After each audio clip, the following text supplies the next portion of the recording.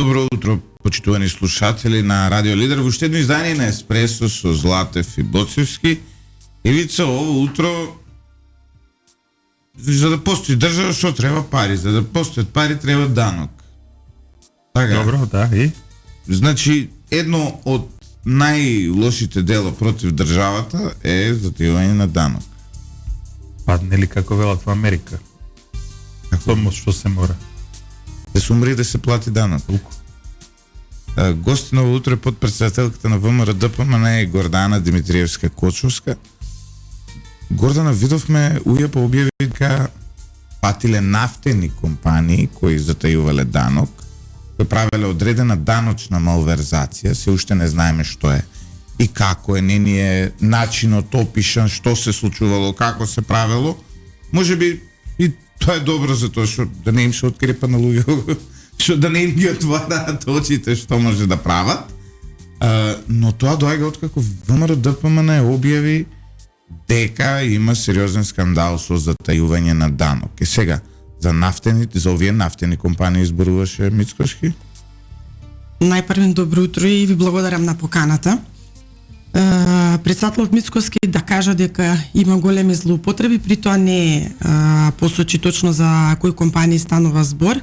Меѓутоа нашите информации говорат дека она што УЈП го даде како известување се однесува на нафтените компании е само една капка во морето, односно дека злоупотреби има многу повеќе. Искрено очекувавме дека ќе има некои известување по односи на другите предмети за кои што веќе во управата за јавни приходи има и записници од контроли.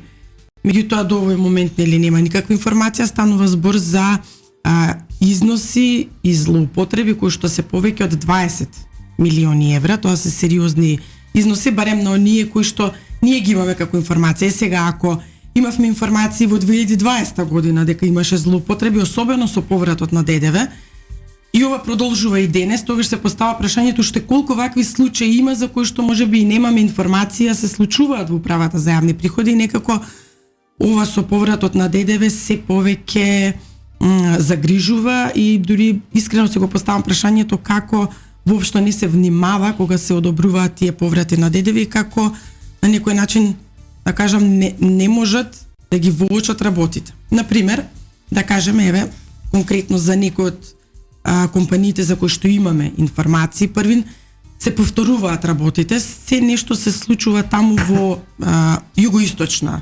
Македонија. Кој беше Ивица од југоисточна Македонија, да се подсетиме? Киро Урдин, лекарот. Сузана Гавазова. Да, чекай, кој беше друг?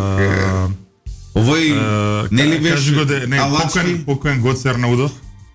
Гоце Арнаудов, да. Митко Маџунгов, академикот на него, да не. Алачки исто таму. Не. Зоран Витанов е таму, знаеш. И Роберто Лајдозовски е таму роден, знаеш. Види колку уметници од тоа струмичка, од кај се го со компании. Никако да не текне главниот. Ебе од Муртин без Заев, бре. Заев од Струмица. Од Муртин. Добро. Не бе, он водел држава сега да не плаќа данок, не. Водеше држава Заев. Глина Штолич. Се враќаме назад, значи фирми од југоисточна Македонија. Да, и некако имате во континуитет иста ги отварат компаниите, цело време некакви евиденции книжат со поврат на ДДВ. После извесен период, година и пол, од кога ќе исцрпат пари од буџетот, ги продаваат фирмите најчесто на државјани, односно на луѓе кои што не се државјани на Република Македонија. Во минатото тоа беа луѓе од Бугарија и Турција, сега се луѓе од Косово. И така во суштина, нели, кога ќе дојде странски државјанин, веќе институциите наши како да немаат комуникација со него и оној дел кој што треба на некој начин тој државјанин да го плати како данок во државата, бидејќи овие претходно го земале, останува неплатен. Исто така многу интересно, јас тоа не можам да го разберам. Конкретно да речеме за компаниите за кои што имаме информации, првин станува збор за влезен промет или да кажеме за слушателите да можат полесно да не разберат отварате фирма во 2022 година и во текот на 2022 година вие правите огромни набавки. Кога зборувам за набавки, зборам за повеќе од 50 милиони евра, за кои што барате поврат на ДДВ, нели? И при тоа, не гледам од аспект на продажбите. Која е таа компанија што може да се отвори во една година и да направи промет од 50 милиони, односно да купува, да набавува, се извинувам, да бидам попрецизна, за 50 милиони евра. Кога 100%, не 95, 100% од компаниите кои се основаат во Македонија се основаат со 5000 евра основачки влог, кој што најчесто чекаме нели 12 следни месеци да се уплати. Од каде се тие пари за да може вие нешто да купите?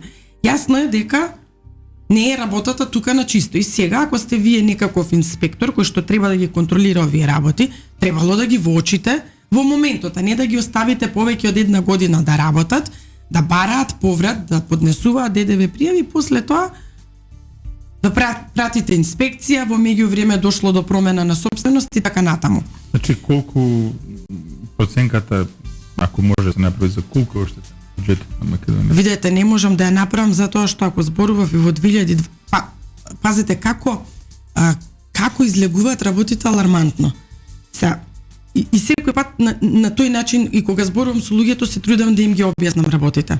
Макстил знаеме кој е во држава и тоа е една од најголемите компании. И Макстил е извозно ориентирана и од прилика, ако погледнете во буџетот, ќе видите да кажеме колку месечно Макстил добива поврат. Овие компании месечно имаат поврати поголеми од Макстил. Кои се тие компании? Ги знаеме?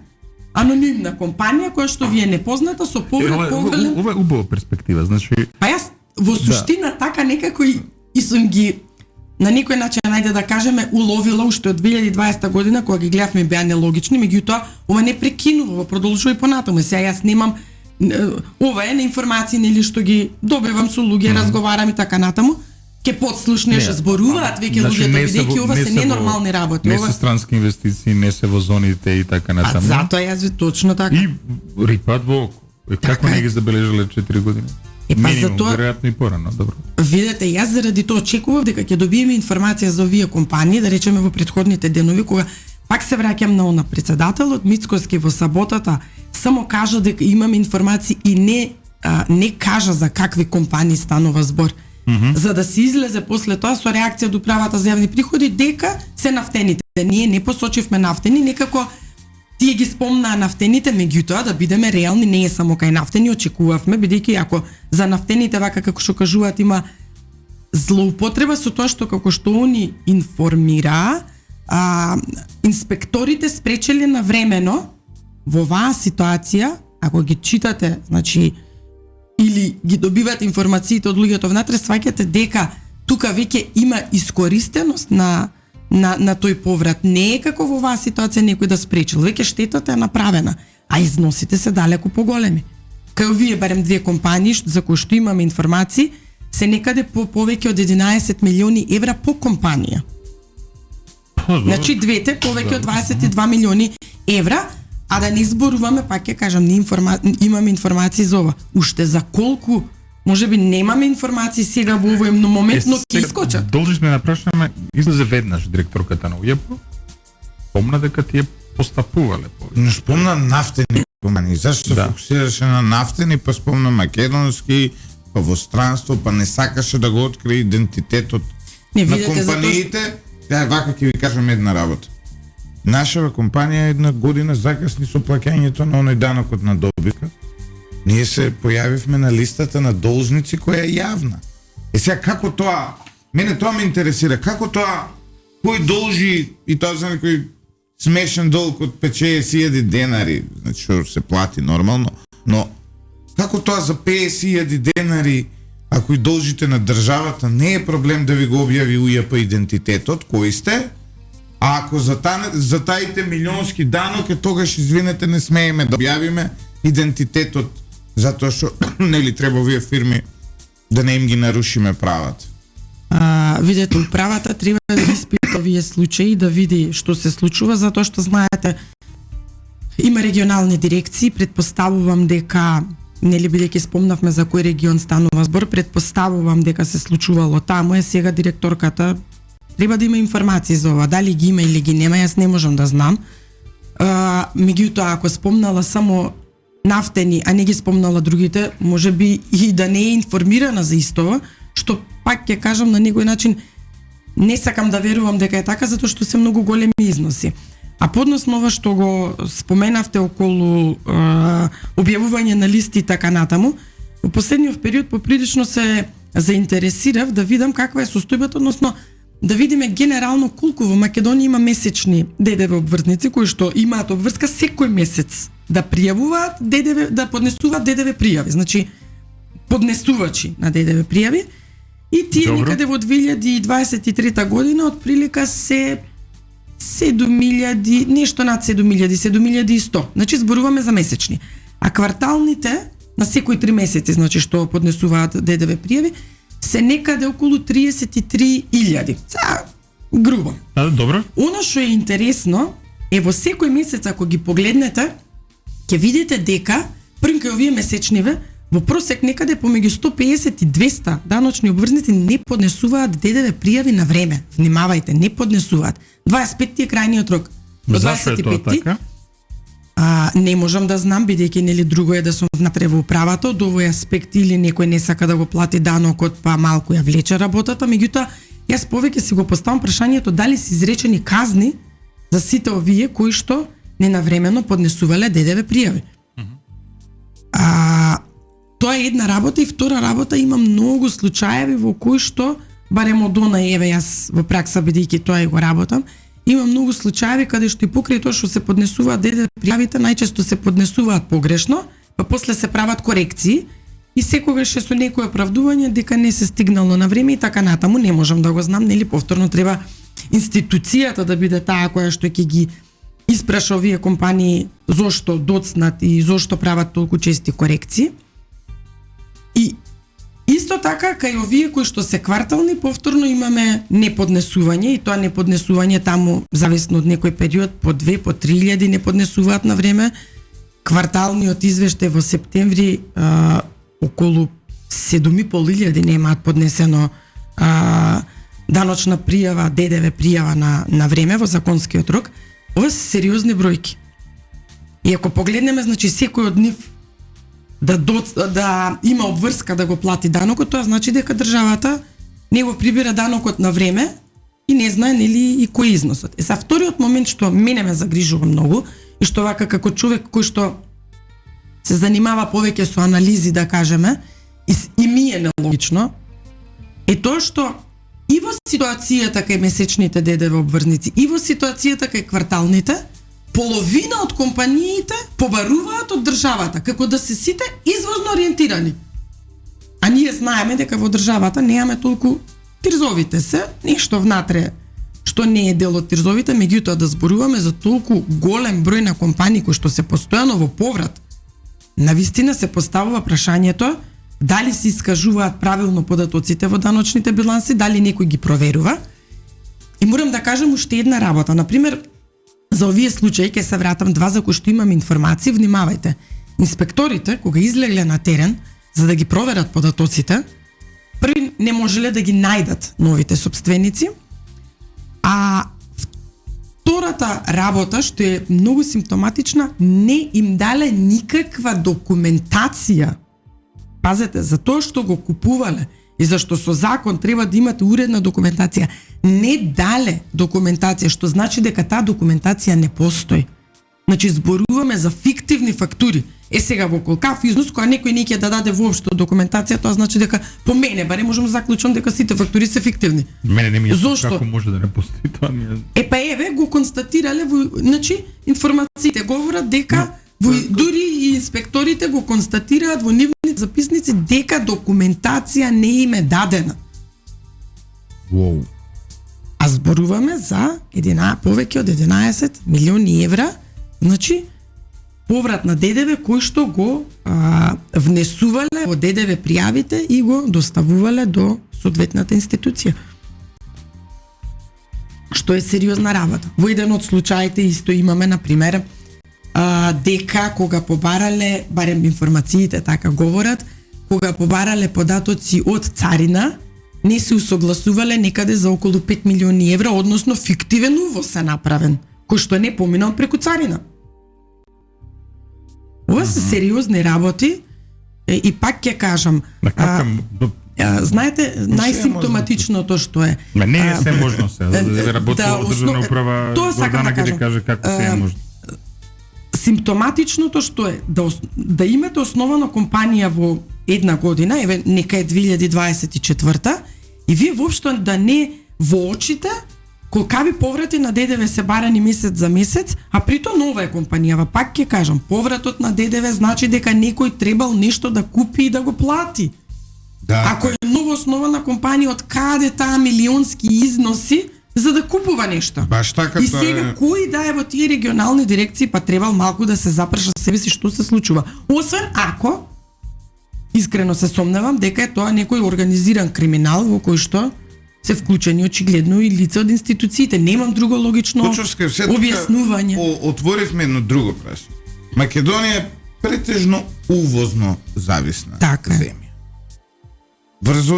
Врз база на билансите за поврат на ДДВ, ние може да видиме дали сме навистина увозна земја. Па да, не ми се усогласени податоците. Точно Затоа што го Завод за зборам. статистика годишно кажува колку ние имаме увоз, така? Така е. Значи, од прилика, ако ДДВ пријавите, односно даночниот систем во државата треба да стигне до истиот процент на увоз извоз. Може на пример да има одредени исклучоци кај одредени компании, не знам, се во инвестиција, па во периодот додека се во инвестиција логично е дека може да имаат и поврат, меѓутоа не може сите компании први за реинвестирана добивка исто податоци има Управата за јавни приходи. Може да ги провери да види така. Има многу, пак ќе кажам, нелогичности и сметам дека недоволно се анализираат податоците и се поврзуваат со другите институции. Треба да работи логика, треба да се има искуство во анализите и пак ќе кажам, може би нема се во еден момент да може да се открие, но ако зборуваме тука за милионски износи, па нешто ќе боде очи. Се согласувате, ќе боде очи. Не може да ми излегуваат компании кои што првин ми е тотален анонимус, значи не ми е познат. Да. Ако ништо друго, барем ние што се занимаваме со економија секоја година, 100-те најголеми, 100-те извозници, не знам вака така ги гледаме, така? Ај овие компании да ги прославиме оваква уште еднаш како се викаат. Не можам, значи не сега сме. не сакам Ще да е. зборувам за компаниите, Па види но успешни кажам, се на толка поврат е, значи треба убаво спомнавме Како топ 100, добар пример. Како добар пример за нели, како беше она Animal Spirits, нели, животински духови, Инстинкт. предприемачка култура. Да. Како беше она Тука е таа предприемачка култура. да не се биде зависни од државата, нешто сам да завртиш ракави да направиш. Па, нели, зборуваме За тој фазон. еве ја научив нешто, нели. Тој фазон е, Капитализмот. тој фазон е, да. Пазарното општество, Тој фазон е, тоа се успешни предприемачи. оние што плаќаат Државата данок, не им е потребна. Да. Значи не Оптеретени се од регулатива. Да, државата не ги како се вика, ги заробува. Ги ограничува, во синџи ги ставува. Бирократијата им ги зима парите додека они тука честно заработуваат, Работуваат, не да. ризикуваат, не спијат, пијат диазепами. Да, ја Принудени се понекогаш и да се дрогираат. сиромаштијата Од си им е тешко. нели, Да. хуманитарници Да. плати дава. Замисли колку тежок живот живе да пиеш Ја капо дава вино толку и секој толку ден. плати, Да. знаеш. Да. Придонес. Извини, Извинуваме, вака Гордана, вака, меѓутоа, тоа видиш, не е- тоа види, дискутираме за како беше за духот на македонското предприемаштво, еве вака, ова е многу.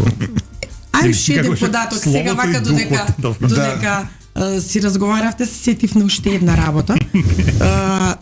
Интересно исто, на пример, кај овие компании, најчесто се нели со тие фиктивни фактури во поврат на ДДВ и до извесен период, бидејќи сега тоа управата го забрани и претпоставувам дека го забрани затоа што имаше индици за вакви работи, меѓутоа во меѓувреме не слушнавме дека некој го фати, го обелодени и кажа дека заради тоа и тоа се одлучивме на вакво нешто. Во минатото можеше да се прави прибивање на данок, ако еден треба да плати, а друг побарува од државата. Добро. Можеше да се пребива. Например, не знам, Јас побарувам од државата, Љупчо и должи на државата, Љупчо е еден правен субјект, јас сум друг правен субјект и ќе си ги пребиеме даноците меѓу нас. Односно, мојов поврат на некој начин ќе го покрие тоа што Љупчо треба да го плати.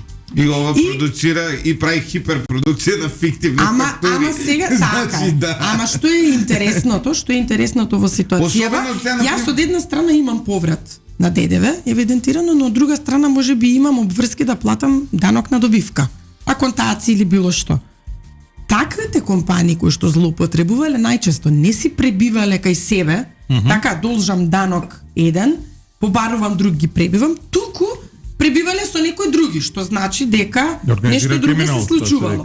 Да, и многу тешко е сега, например, ај сега ќе ги ставиме на страна, нели, сега, дали не продал пиперки е јасно. Има влез на пиперката и излез на пиперката. Влезна има фактура. пазар во Горњи Милановаc. Да, и излезна фактура. Но маркетинг услуга дали некој направил и продавал и како е мојата маркетинг анализа што ја ќе му ја продам на некоја државата ќе ја процени вредноста, тоа е онака сектор кој плаче, многу е тешко да се регулира, значи не велам дека не може, но креативниот сектор, да речеме, е многу тешко да се контролира. Не е види, пред да почне својата за радиодифузија да работи како што работи сега, имаше проблем. Овие кампањите што беа државни, како следиш дека се испорачани? И денес им е тешко. Не добро советате се. Ама не е тешко, има ивица, сега све се снима за отпосле да се провери. Но кој бе тој, колку луѓе треба да работат у Македонија, има 200 радиостаници. Колку луѓе треба да работат да ги слушаат, да ги бројат рекламите. Добро, знаеш, има индиција, тогаш ќе се брои. Не, видете, да расчистиме една работа да биде јасна сега, да не направиме некоја забудна. Прво, ако некој испорачува маркетинг услуга и се цени себе си дека му вреди неговата услуга толку пари, и ако тој го плати данокот, тогаш ние немаме ништо спорно, си платил данок. Ние тука зборуваме за фиктивно измислени фактури кај што влез се прави, излез нема евиденција. Значи он штанцал, ајде да кажеме, нели, народски или правел фактури кои што си ги евидентирал само како за поврат. А која е таа фирма која што ги издавала, што треба да го плати данокот, таа не постои, затоа и документација не дале. Да, затоа што, нели, вие кои ќе направите контрола, како што, например, сега кај нафтените, ако добро разбрав, мислам дека и по информациите што ги имам, така и почнале да работат. Влегле во едни, па ги поврзувале и при тоа не добиле од сите повторно документи. Од сите тие кои што испитувале од некој, добиле од некој не, но така сватиле дека нешто се случува. Вие кој не направите, значи, контрола на двете страни, и на тој кој што издава, и на тој кој што ја прима фактурата што треба да ја плати, вие тогаш имате проблем. И затоа велам да не направиме се забуна па граѓаниве да мислат дека сега секој еден што издава. Не, издади ти фактура, сега дали се направил услугата или не, треба, нели, првин тој што плаќа да си провери што плаќа. Ако јас барам маркетинг некој да ми сработи како фирма, треба да си проверам да видам дали тоа што сум го побарала ми го сработиле. И ако ми го сработиле, јас ќе му платам на него, јас ќе си го одбијам данокот, но тој ќе си го плати. Така да, тука нема ништо спорно. Спорното е кај овие кај што имаме фиктивни фактури, со материјално кај што ви кажувам, во ситуацијава некој евидентирал и пријавил дека имал увоз, па на увозот, а не постои, барем не им се измечирале податоците на двете институции. Тоа се тие работи кои што треба да се проверуваат. Одиме со кратка пауза за реклами, мислам дека го исцрпивме ова со данокот. Одиме со кратка пауза за реклами по која ќе дознаеме некои други работи за македонската економија, затоа што данокот не е нешто единствено во македонската економија, тука се и тие што ги трошат парите од него. Се враќаме назад во Еспресо со Златев и Боцевски, шокирани од тоа што правеле македонските фирми кои ги затворил очите пред нели сето тоа. Ивица, што сакав да ти кажам? Ја не ги затварам. Да? Да. Јас се спремам да земам овој електричен автомобил од Тетово. Ние почнавме да штедиме, тоа скупи се. Не, чекај, ти кажам. Значи, јас мислам дека прво се сеќаваш и Југо па порачуеле. Добро, значи порачуваат Југо и стига за 5 години, за 7 години. Зашто јас сум вака физички поактивен. Прво ја да го завршам она што го планиравме со зипленот од Кале спуштам до Влада. Добро. А потоа ти ќе купиш електричен возило. Па се ќе идеме на кафе у Google и Facebook. Да, па ќе гледаме Формула 1 лисиче. Но преку тунелот под Кале што поминува. Да. Не, прво вака. Прво ќе идеме под тунелот под Кале, а потоа ќе одиме под тунелот што го поврзува Тетово и Призрен. Тоа е нели помодерен ќе биде вака така. Со електричното возило. Со електричното возило. Сега више возат по 400-500 километри, може и да си го дозволиме тоа. Тоа може да ќе вози. А најинтересното е дека можеме дури и на кај Охрид да фатиме по новиот автопат. Новиот автопат ќе идеме до Охрид, право си, да. Google, Facebook обавезно стаи до тоа и по пат ќе дискутираме за 2020 кога збореше за поглавја отворени, да видиме да отвориме поглавја до кај сме. По пат по пат за отворените поглавја. Јас списокот ќе оземам, ќе гледам да видам законите, нешто директивите каде сме запнале. Кочовска, имавме една компанија сега што ја најавија како голема инвестиција во ТИР зониве, а Анета Пешева коментираше баш на Facebook, компанијава не ни кажува со што се бави, која е дејноста. Туку вели дејноста што е било, како беше, како се викаше бе она која аутсорсинг и како барем по информации јас што ги имам и што имам разбрано како некој на крај кол центар и за такви работи во трезовите се прави ука-бука дека не знам што сме донеле. Како може кол центар во индустријска зона, што име на луѓе? Индустријска зона се знае производство некакво. Да, така би требало да биде, нели? Кол центар не е производство, тоа е услужен сектор. Значи по информациите јас што ги имаме такво нешто е сега, нели треба да се признеса да кажат, но се сеќавате се дигна голема джева околу тоа. Исто како нели и за автомобиливе овие. Тоа е баш во Тетовската. Вие сте Тетово, да, ги гледам таму, не Тетово кој ќе отидам само со такви автомобили се возат, да, мислам тоа беше направено нели наменски, јасно беше преди изборите 2022 година, се сеќавате нели во Тетово имаше прегласување за Советот. Да. И тогаш имаше најава, мислам дека тетовчани се смееа уште од тој период затоа што знаеа дека апсолутно не е ништо вистина, дури имаше и некои разговори меѓу граѓаниве во Тетово дека лицето кое што требаше да биде на некој начин инвеститор кажува како му било наложено да глуми. И тоа сето тоа беше однапред кажано и кој го спремал зашто слаба беше глумата сега. Па да бидеме искрени, да. Така да, мислам, тоа беше една ситуација, барем за која што тетовчани многу добро знаат дека од старт беше измислена само да се проба да се прикаже нешто пред избори, дека еве нешто се прави, ама еве да ви кажам искрено и тој резултат на тие избори во Тетово, зборам кај албанскиот блок, покажа дека граѓаните не му веруваат на Дуи. Да, и тогаш Дуи изгуби во Тетово, така да верувајте дека веќе граѓаните знаат. Еве како што и сега на пример редите еден куп работи околу автопат навака на така, значи инвестиции кои што се започнати во некој друг период и за жалост станаа такви.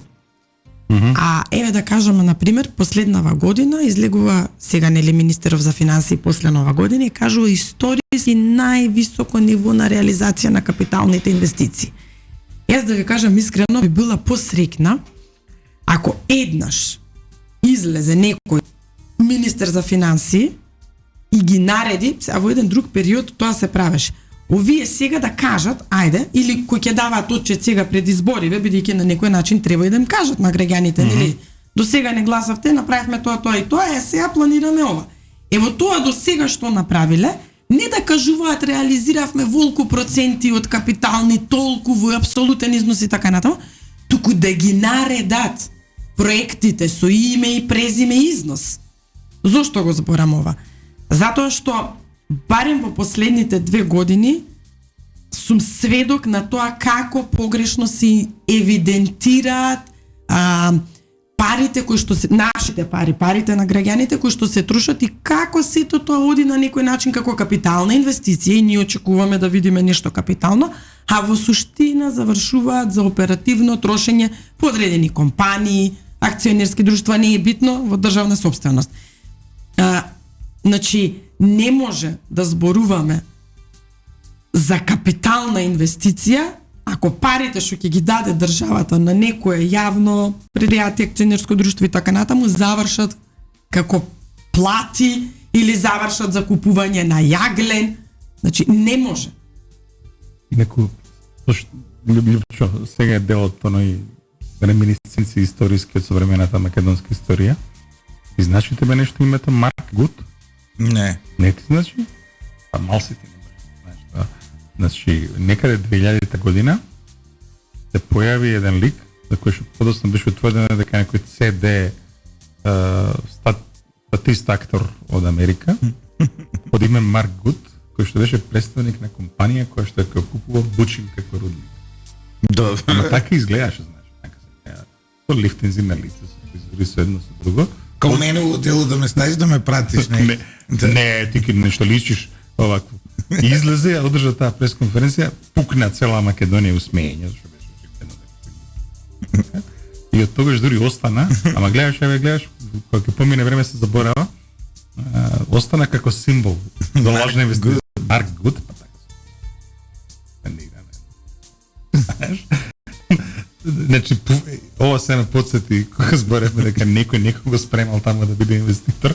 На времето барем носе од Америка, еве Марк, нешто па зборува, ние голема компанија Бучин како купуваме друга врска, мислам, сето тоа се некои небулози, а? Некој глуми, меѓутоа ме подсети ова што кажа, значи некој Марк Гут таму во Тетово бар да го донеса, не без врска, него ни спремиле човек. Може ли да платат $20,000 од Америка, ја ќе им најдеш? А од Германија нели беше? Од Германија е поевтино, никој не збори германски. И башка визер е ефтин. Да. Тој го каја.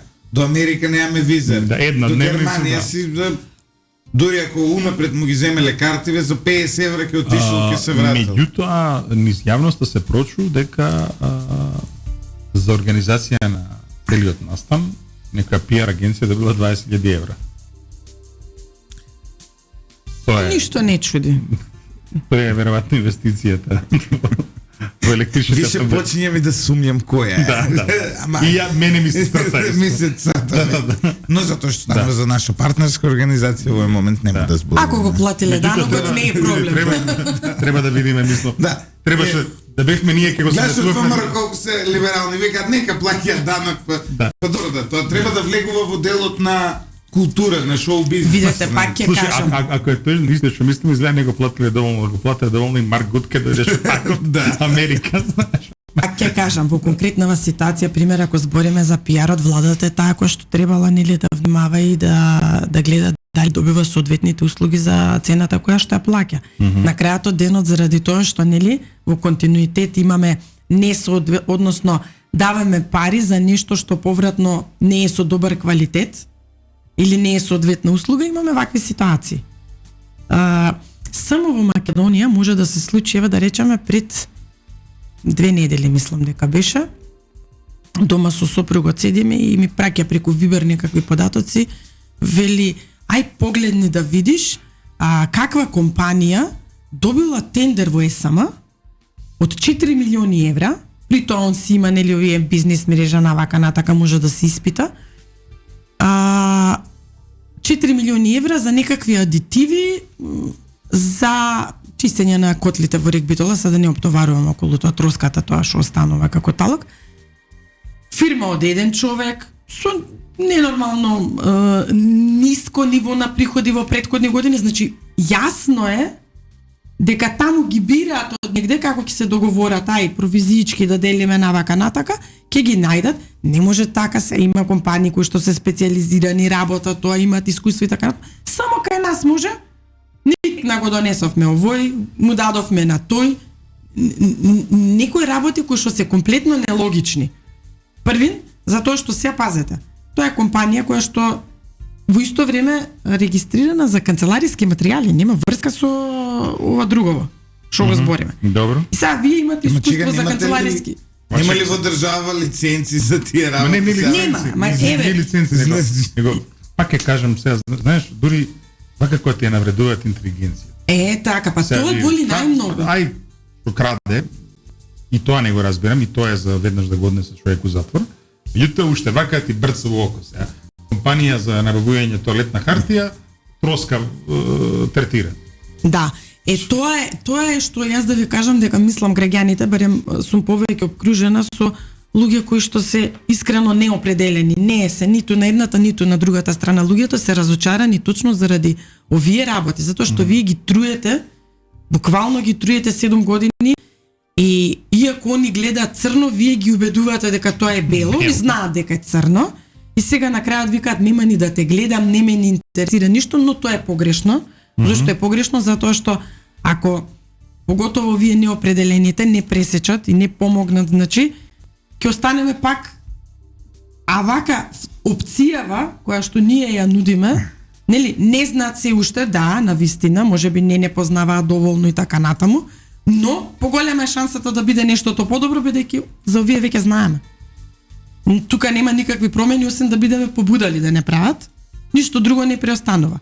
А овде има шанса да се сменат работите, како што нели ќе се случи, но еве да речеме сега ги охрабрувам сите неопределени, малку периодов знам дека не им се гледа ни телевизија, ни ги интересира нешто околу политика, но ги охрабрувам малку повеќе да се информираат, затоа што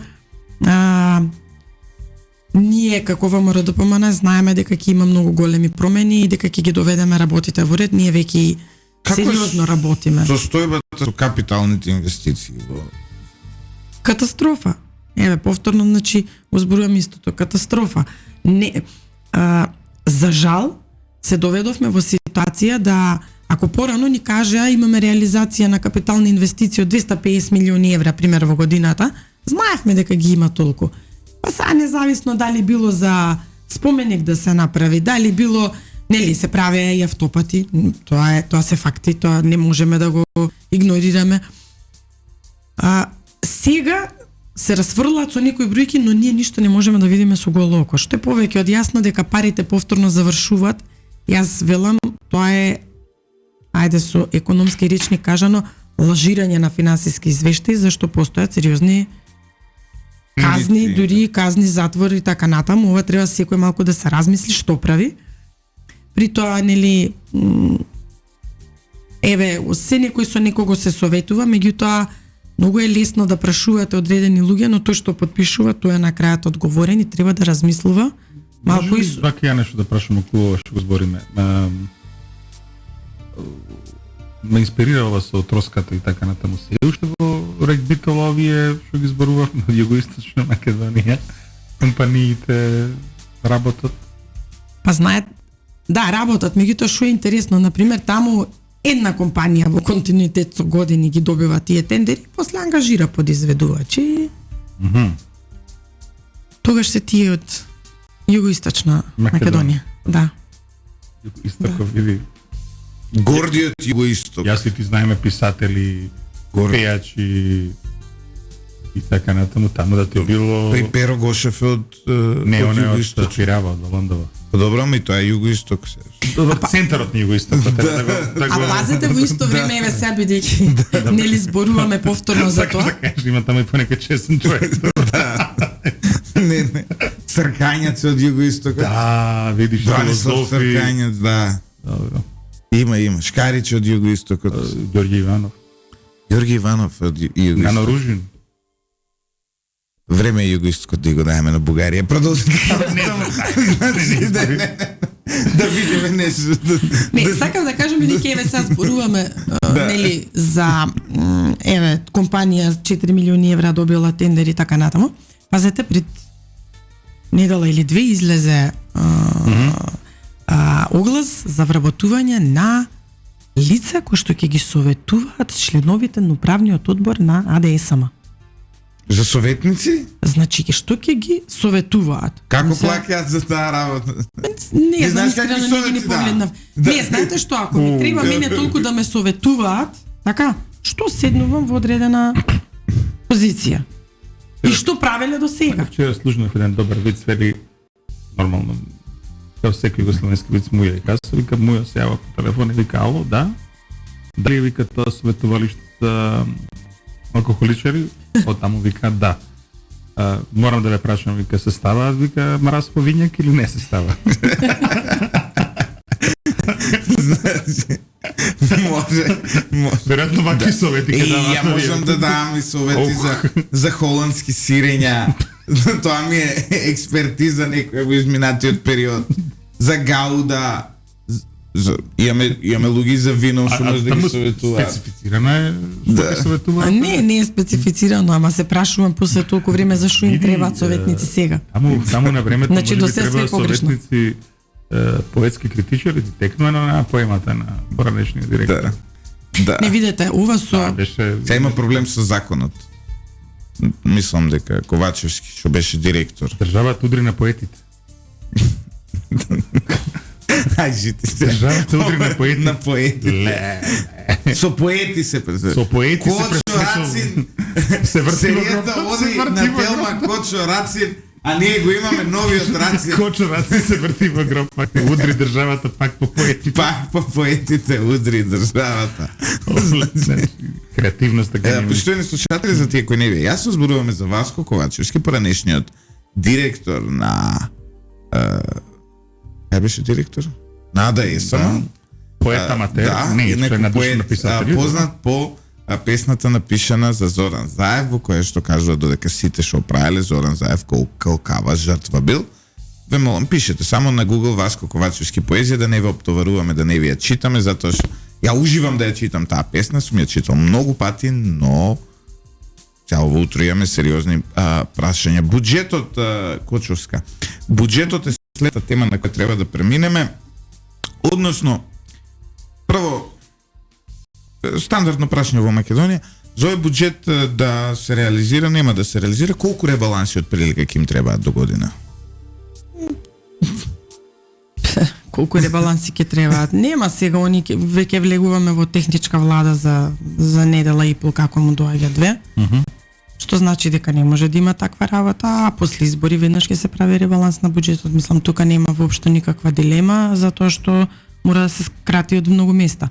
Сега Експертите оние- велеа дека овој буџет е правен као до избори да истера и она дури не се не размислува што потоа. да, генерално е така, меѓутоа видете, страшното не е само за овој буџет. Мора да гледаме реално на работева, значи откако се на власт, имаме зголемување на јавниот долг за повеќе од 3,3 милиарди евра, пари кои што ги испотрошија буквално на непродуктивни работи, корупција, криминал, подкуп, не знам, такви ствари, а ништо, пак ќе речам, што можеме да го видиме со голо око. Сега тоа остава трајни последици затоа што направија огромен долг, меѓутоа не само огромен долг, туку и трошоците за камати во буџетот секоја година се огромни. Значи веќе стигнавме над 300-350 милиони евра обврски за камати на годишно ниво и во периодот кој што ќе следи. Дури веќе има години во кои што ќе надмини 400 милиони евра, зборам само по основ на камати, а тоа некогаш беше 100-120 Тоа е милиони скоро евра и 10 сега проценти од буџетот, сега не 10, ама 7-8% огромни, од буџетот да, камати огромни, плаќаме. огромни износи се тоа и пак ќе кажам, секој пат бидејќи или како човек кој што има работено во банка, воопшто никогаш не сум се плашала од задолжувањето. Јас и ден денес зборувам дека задолжувањето не е страшно ако крајната цел е да кажеме да зголемиме животен стандард во државата, да ја направиме зголемување на или пораст на целокупната економија во државата, да има додадена вредност. Значи ние во ситуацијава сме се задолжували, сме ги задолжили идните генерации Зашто?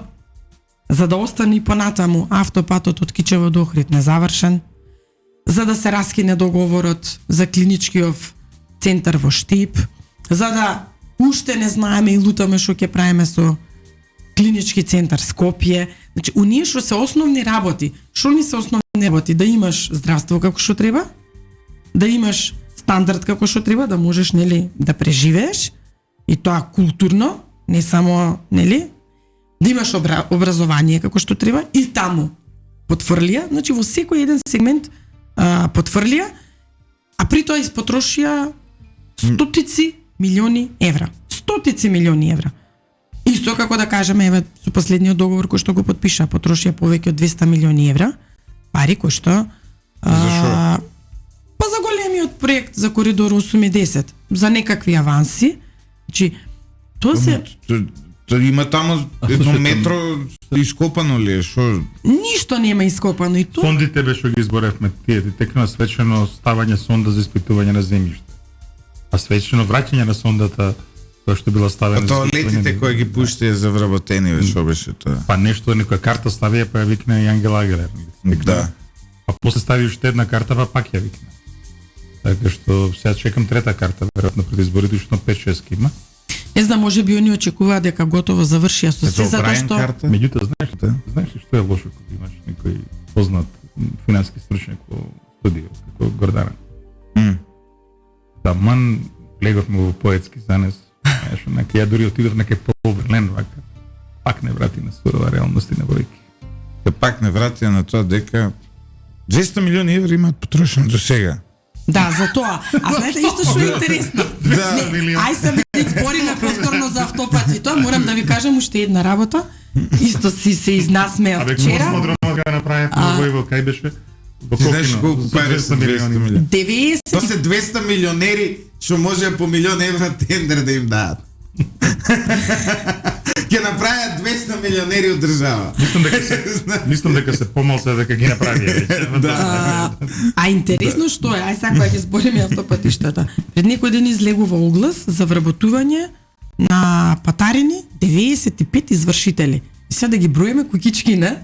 Во држава Нема. 95 нема да има, прва работа. 3 по 4, И второ, нели 12, сега, всеки ама сега веќе малта не сегде има по една кукичка, другото е со ние тагот.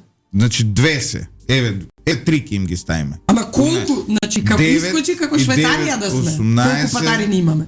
И 10, пошто тамо се 4, не, и 10, 18 и 12. Стресна работа не може да работи 8 сата, Да, по 20, 6, 30. 4 речунај. А до сега кој работи? 30 од 3 смени 90 души Не тама. од 3, од 4. Ами тие до сега што работат? Па јас сега тоа го зборам. се пензионираат. Сите. Комплет. Многу. Мислам вработувањава, ова е страшно нешто што се случува. Сега со МТАГот веројатно ќе стане задолжително. Јас се Може ќе стане винетка. се сеќаваш. Што ќе работат тие? Сега Ќе бројат веројатно во следно. Со МТАГот ја имам една пракса на со тие луѓе. Се сеќаваш, нели, од времето, нели, тоа со змиско око ВМРО го стопираше. Претходно кој имаше пола. Не ти дава фискална, му плаќаш пола. И ја до ден денес уште им викам пола и ми се смеат, ми викаат, абе 25-та година дојде. Нема више 15 години, вика пола, како да ти објаснам. Кошовска, во Мепсо исто инвестиции нови автомобили. Автомобили нови, се да. обновува возниот парк сега пред избори. Не знам зошто го прават тоа искрено, ако земе предвид дека после нема избори ќе ги нема и ги им кажеме пријатно, не знам зошто прават само трошоци. Па нели на службени буџетот. возила, тоа е пракса у Македонија, службени возила да се користат, нели, за избори. Тоа е како се вика, може гледаш, Лјупчо, тоа Се воопшто не не го може помисли. Милезечевиќ у канти некој да се вози од 2009-10 произведени у нови коли. Тоа искрено не го помислив, ама гледаш. Твојот колега од ЗНМ има службено возило? Кој? Од Мепсо. Зиков? Ако нема, има. Не, тоа треба да се... Тоа е за ЗНМ за гарантирана Тоа место, ако го изгубите кој ЗНМ, Да. нема да ви зборам. 3 Имате фикс место. Значи, Министр за лажење, како се викаше тоа? ама тоа го укинава. Го кина? Да. Роберт Поповски што беше. Овој Вице-премиер. отворен Балкан не беше тоа ЗНМ. Кој бе? Маријан Забрчанец? Факултет треба да имаш за ЗНМД. Сега немаат сите, ама Нема- треба. добро, Да, треба. треба. Во однос на образованието, колку пари од буџетов за наука се предвива? Ништо, таму нема некои позначени промени, но пак се враќаме на истото. Колку пари се предвидува за наука или за било што? Понекогаш не се работи, не е се во парите. Има нешто и акции недвижни. Морам да кажам, например, еве јас деца имам дома. Среќата со пари не се купува, не би така? Да. Не, видете, луѓе, навистина, сега мора да бидеме сериозни, поготово кога зборуваме за образование. Дома имам две деца кои што се основно образование. Едниот е 8 оделение, другиот е 2 оделение. Ај со вторачево па и некако крпиме мале учебниците се такви какви што се, меѓутоа со овој кој што е 8 оделение. Учебникот по географија. Трагедија. Значи, работиме заедно и ми вика, мамо, погледни, знамето на Шпанија го ставиле кај Португалија. И навистина така. Да не зборувам какви небулози, глупости има внатре. Сега кажете ми, за тоа треба пари? Па тоа што го пишувал учебникот и тие што требале што земаат плата за да го проверат. Толку ли било проблемот да ги проверат работите како што треба? Во 17 век едно време круната е обединета, така што знаеш помешале со историскиот учебник. Еве сега на пример Ивица што ме потсети. Пазете, учи планини, односно учиме Балкан и сега ја го преслушувам, гледаме навака натака. Една планина вели во југозападна Србија. Барај. Нигде нема планинава. 3 атласи, сопругов отиде, ај еден, ај на Google, нема. Доаѓа после тоа, викам, ништо ќе ја најдеме, ќе се појави негде. Доаѓа Косово. Читаме за Косово што пишува, кај Косово доле. Шар планина. Не Шар планина, друга е Коритник, нешто, не знам како беше, стварно не ми е позната, мене не ми е позната. И викам, еве, забуна, сега Косово е посебна држава во учебниците или не е посебна држава. Измешани се комплетно работите. И ми вика детето, и сега кај да гледам ја? Што ти кажам на наставничката? Оваа планина вика овдека доле што е кај Косово. Ако ја кажам ќе ме кара, у Србија напишале. И сега не знаеш што да му кажеш на детето. Нека кажи сине, кажи све у Европа. Европа свење. На Балканот. Не. Страшно е, навистина. Не знам колку други родители се посветуваат толку внимание. Јас Колку години има? 13 и пол. И сега... Сега да му објаснуваш резолуција 1244 на Совет за безбедност. Малку да... Не, ама навистина, ако се внесе човек малку...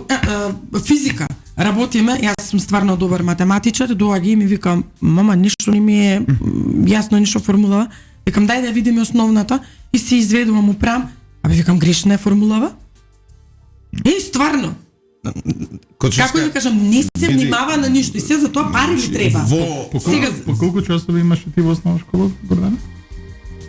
Секој ден по 4 часа, среди петок по 3. Па што не фанеш? Вака сега. Таму ми ги спирам. Вака сега. Да, што види, ја имав повеќе часови заед, не знам која школа тоа. Да, тоа сакав да речам ја не знам кај имал, он или за кај може би застанал во прво оделение. Во прво сигурно имав. Прекинал бега. Поста Зелкава треба да се работи, Горни Милановац и така натаму. Child labor. Тие се. Тоа се митови. Знаете, има сега тука и една друга. Во однос на физиката, морам да ви кажам дека во Македонија законите на физиката веќе не важат. Например, во Рек Битола е пробиен законот за релативноста, теоријата на релативноста на Ајнштајн и времето се на се, затоа што еден камион има копано 25 часа во текот на денот има работено. А денот е 24 часа, значи веќе теоријата на релативноста гледаш Лјупчеве сега е пробиена во Рек Битола.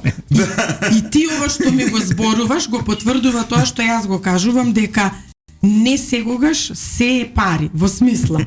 Таму, во Рек, или во Биро за развој на образование, или било како, има луѓе кои што добиваат плата и кои што треба да ги проверуваат работите. Така, сега прашањето е, да, дефинитивно се поставува, дали имале и они по 3-4 часа, поделена Зелка, Горни Милановац или не знам како, или сериозно учеле. Сега да бидеме искрени.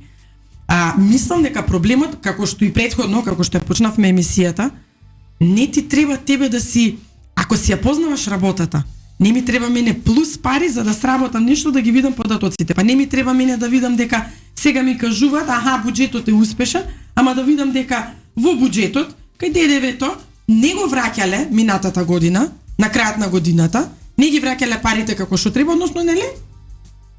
По случаен избор, ајде под наводници кажано како добивале пари, ама затоа, да кажеме, например, до 15 јануари, повеќе се вратени 2 милиарди денари. Од 1 јануари до 15 јануари 2 милиарди денари повеќе има вратено за поврат, па зашто не ги вратија пред Нова година? Ако ги вратеа, ќе покажува дека не се успешни во прибирањето на ДДВ-то, затоа што во суштина бруто приходот нема некои позначајни промени, односно нема промени кај бруто приходот на ДДВ, тоа значи нешто во економијава некој треба. Сега, повратот го каснеле се, аха, имаме повеќе собрано ДДВ. Не, ти туѓото ДДВ го прикажуваш како свое. И пазете се, од една страна злоупотреби, од друга страна реално фирми што чекаат поврат, од кој што им зависи бизнисов, ги чекаат парите. И ти им ги даваш после Нова година, се повторно, нели, дискутабилно и тоа во овие 2 милиарди, дали има повторно некој поврат кој што е ваков како вие што ги зборувавме, но, пак ја кажам, во првите 2 недели 2 милиарди. Како дојде до 2 милиарди во првите 2 недели, ниту се поднесувале ДДВ пријави до 25 јануари е рокот. Значи, особено што живееме во држава која првите 2 недели од годината никој не работи. Така е. Да се разбереме. И во исто време Нема вака. Значи шминки цело време на буџетот, верувајте, од секој аспект кај да фатите. Во ДДВ-то ви зборувам, си ги прават работите како што им одговара, еве податоците покажуваат дека ако било за да враќаат ДДВ, ќе го врателе пред Нова година. Не заборавајте на пензионерите кога им пуштија пензии после Нова година, така се сеќавате се дигна галама. Зошто ако ја пуштија пред Нова година требаше да книжат трошоци, ќе беше буџетскиот дефицит поголем.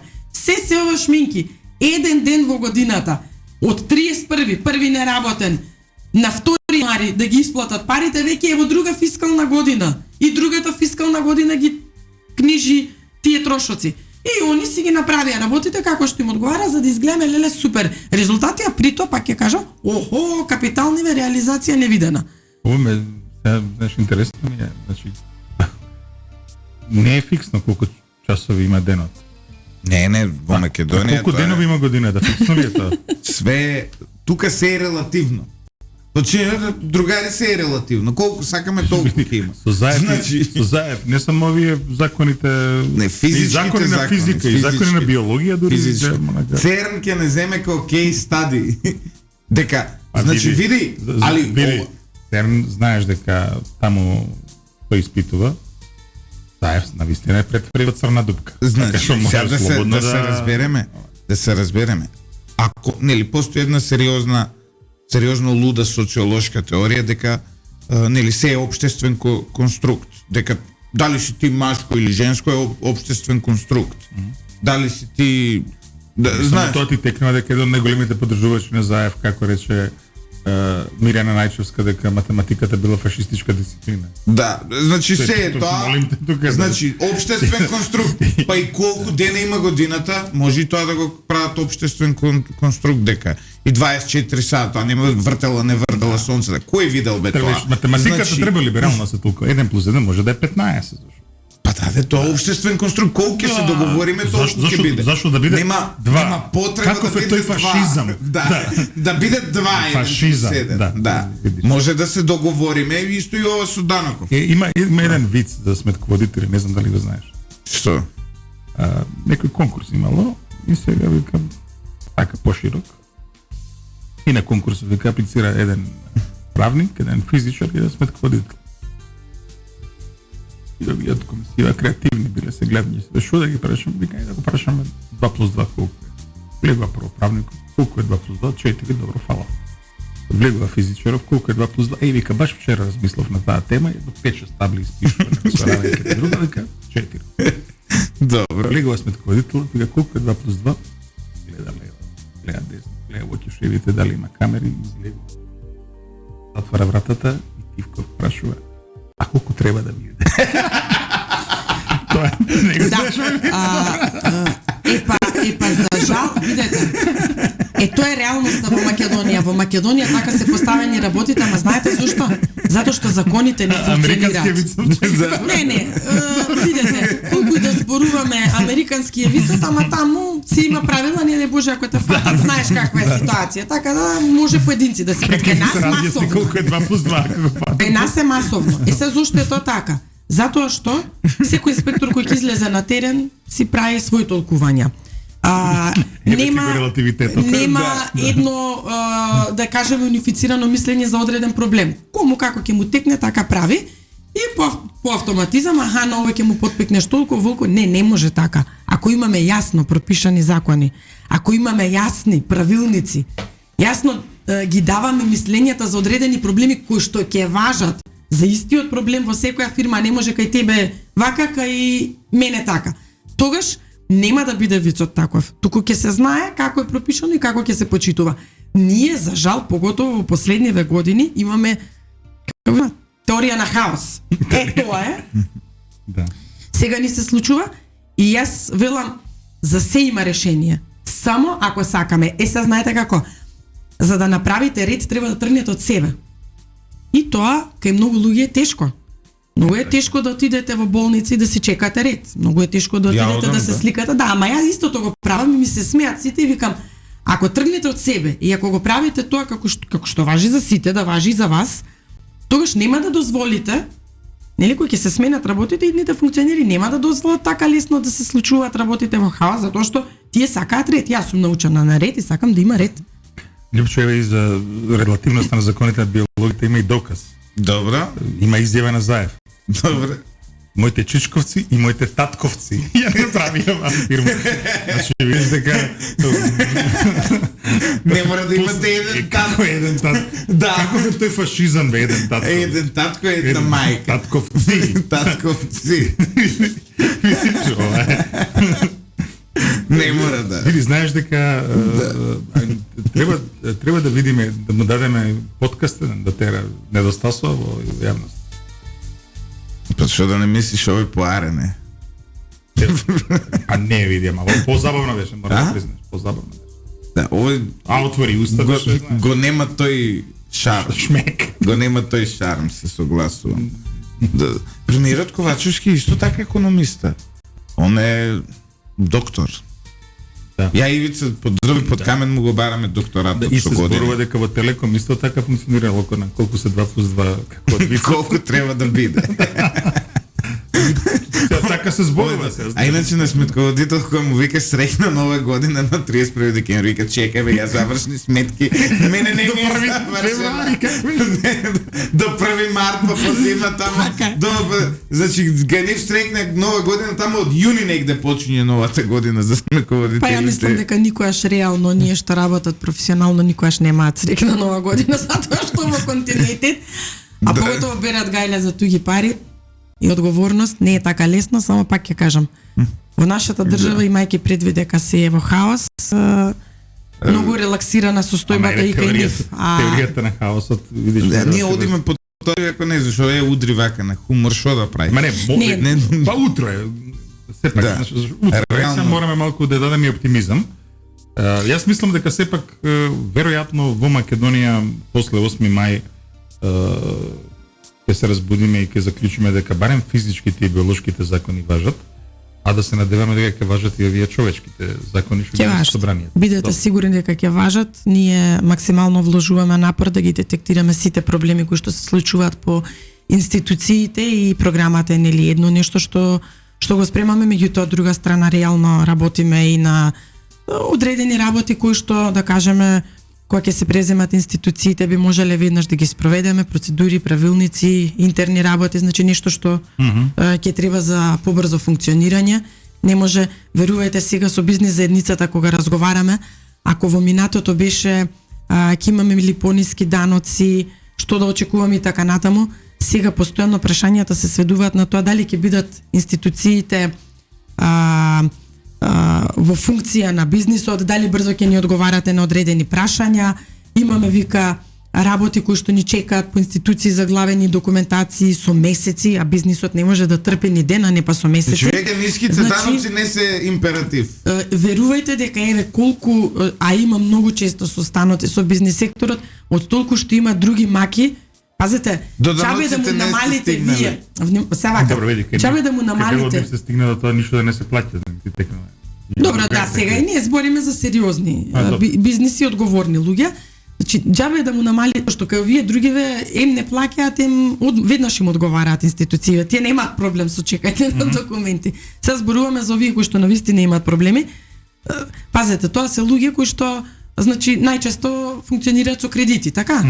Сега ќе земе кредит во банка, ќе плаќа 5% камата и тоа што вие ќе му го намалите данокот за 1% ништо не му значи ако не му ги враќате парите на време, ако сте ја заглавили ликвидноста во цела држава, не мора да чека поврат на ДДВ, не зборам само за тоа, но државата ако доцни и не ги сервисира обврските на време, како што и сега ситуација.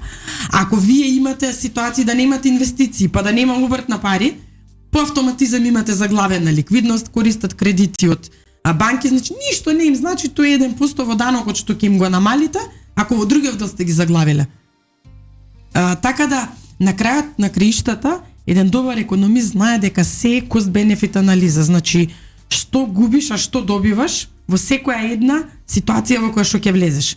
И затоа повеќе не ги интересира, они губат огромни приходи, пример, му доцниш со некаков документ, ради тој документ не може, например, да произведе, да извези и така натаму, и сега губи еден куп приходи, од кој што ќе има и профит, кој што е поголем од овој 1% што ќе му го дадеш намалувањето. Затоа до такви маки се стигнати. Ова се реални, сериозни проблеми.